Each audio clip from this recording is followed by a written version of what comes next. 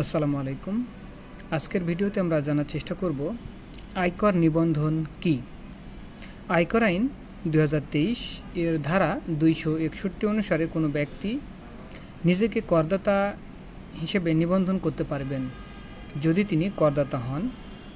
খ, ধারা 166 এর অধীনে রিটার্ন জমা দিতে বাধ্য হন। গ, ধারা 264 এর অধীন রিটার্ন দাখিলের প্রমাণক উপস্থাপন করতে বাধ্য হন।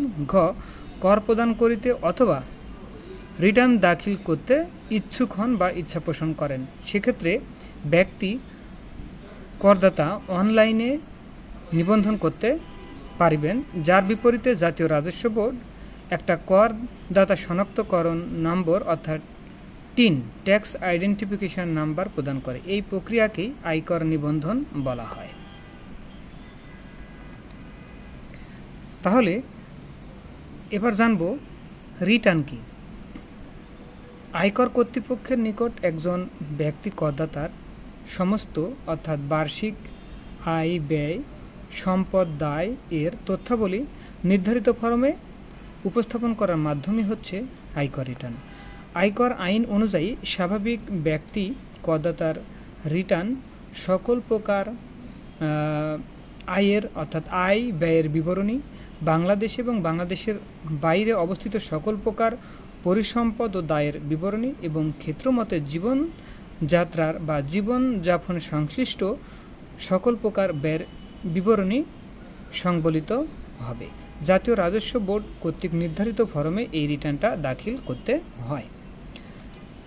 কারা আয়কর রিটার্ন দাখিল করবে?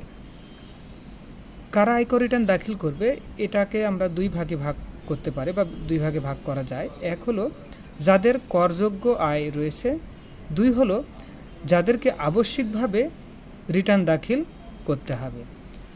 রিটার্ন কোথায় আপনি দাখিল করবেন? বর্তমান সময় পর্যন্ত অর্থাৎ 24-25 করবর্ষ পর্যন্ত অনলাইন এবং অফলাইন দুইটা পদ্ধতিতে রিটার্ন দাখিল করার সুযোগ রয়েছে। হয়তো 2025-26 আপনার কর বছরে গিয়ে অনলাইনের ওপরে বেশি গুরুত্ব দেওয়া হচ্ছে, অর্থাৎ অফলাইনটা বন্ধ হয়ে যেতে পারে। 100% অনলাইন করার একটা অপশান বা অনলাইন করার জন্য জাতীয় রাজস্ব বোর্ড চেষ্টা করে যাচ্ছে, অর্থাৎ বাধ্যতামূলক করতে যাচ্ছে। অর্থাৎ টি আইন সনদ উল্লেখিত অধিক্ষেত্র বা সার্কেল অনুযায়ী রিটার্ন দাখিল করতে হবে। রিটার্ন দাখিলের সময় করদাতা বিদেশে অবস্থান করলে বিদেশে অবস্থিত বাংলাদেশ দূতাবাসেও রিটার্ন দাখিল করা যায়। তাছাড়া আপনি etaxnbr.gov.bd ব্যবহার করে অনলাইনে রিটার্ন দাখিল করবেন। ধন্যবাদ।